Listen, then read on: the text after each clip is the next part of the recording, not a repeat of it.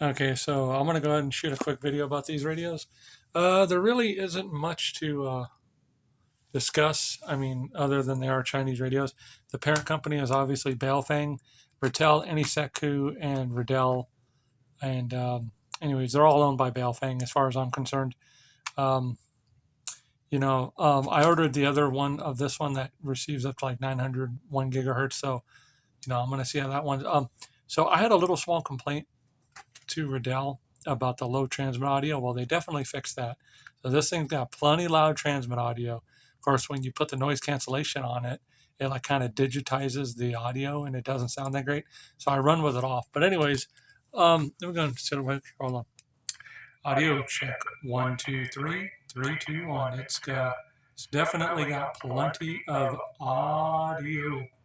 I don't have to yell into it or anything. So, but it does pick up a lot of the background noise, but you get used to it. But anyways, it's definitely loud enough, and I like it. And as you can see, that was like barely turned up.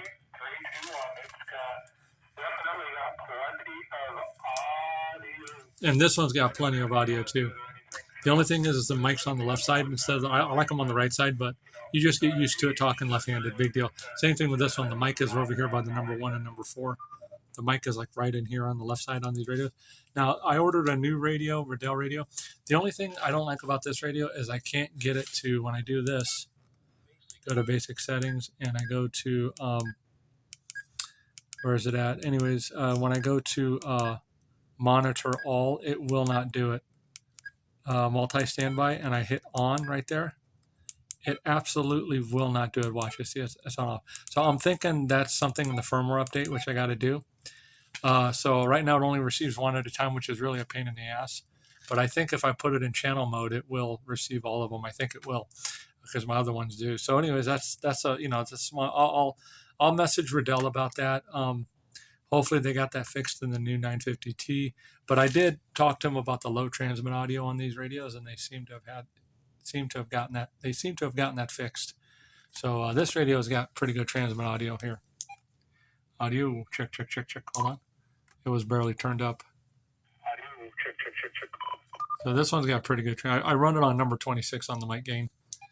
Audio check 1, 2, 3, 3, 2, 1. It's nice and clear, so that's what I like about it.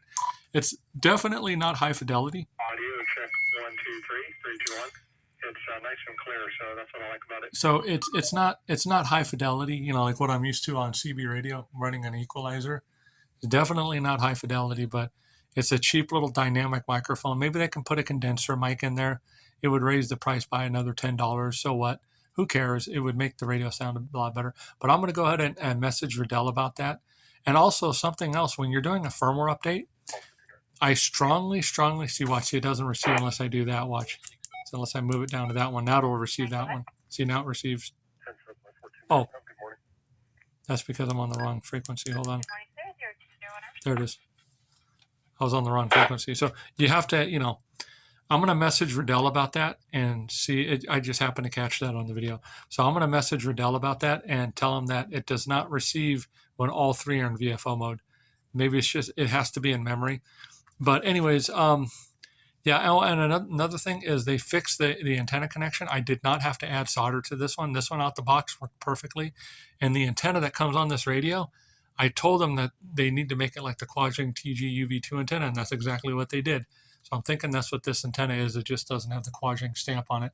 So quansheing, Riddell, Kanglong, and anysecu, they're all baofengs. As far as I'm concerned, they're all baofengs. Now, keep in mind, these are Chinese radios, and see, watch. This one sounds more treblier. This one sounds more bassy. But if you run them together, they actually sound pretty nice.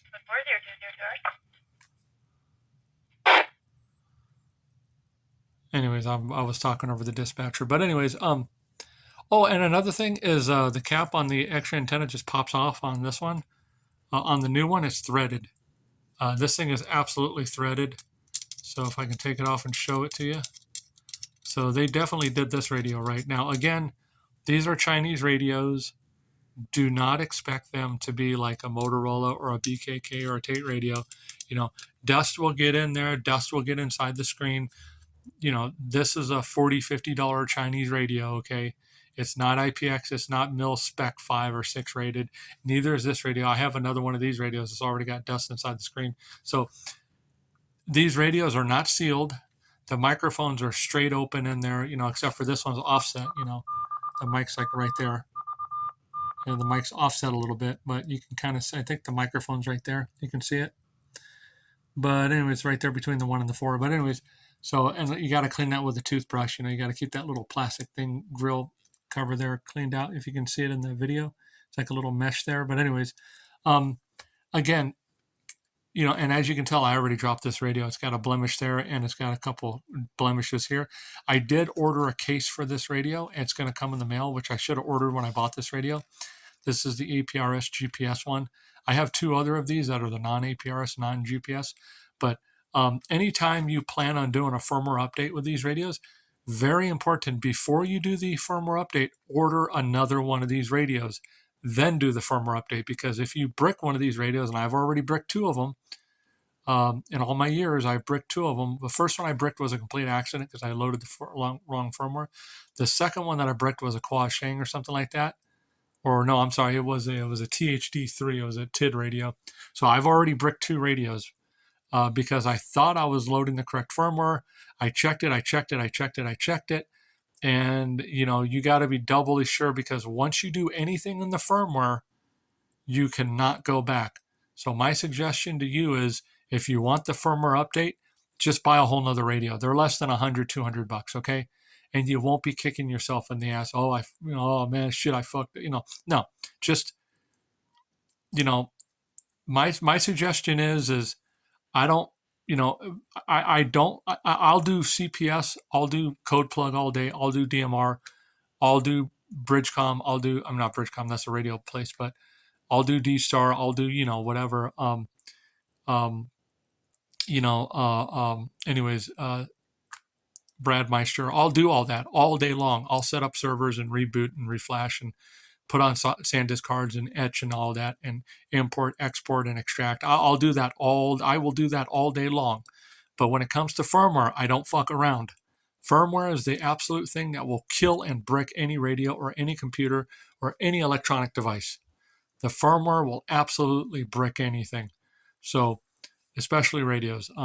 So if you need to do a firmware update, before you do the firmware update, just go ahead and order another radio with a newer firmware already loaded in it from the factory, because you might have a corrupted EEPROM, you might have a bad connection, and if it can't get that data in there, you're fucked.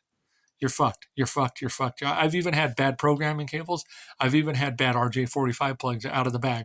You're taking a chance. Anytime you do something with the firmware, you're taking a big effing chance. So if you got to do a firmware update on any of your Chinese ham radios, always order another Chinese ham radio. So if you brick it, you got another one coming, or you got another one sitting down. That's the lesson that I learned. Always order duplicates of 2 radios, or just email them about the problem and then wait about a month and then order the new one, and then it'll all be done from the factory. That's another way of getting around it without bricking your radio. Because like I said, even though you think you might be an expert about radios, I don't claim to be. One wrong click, one wrong file, one wrong whatever, zip folder, ex, whatever. Some folders you don't open, like except for RAR folder or whatever. Again, I'm not an expert, but one wrong firmware revision update and you just bricked everything. And this goes for commercial radios, ham radios, anything across the board.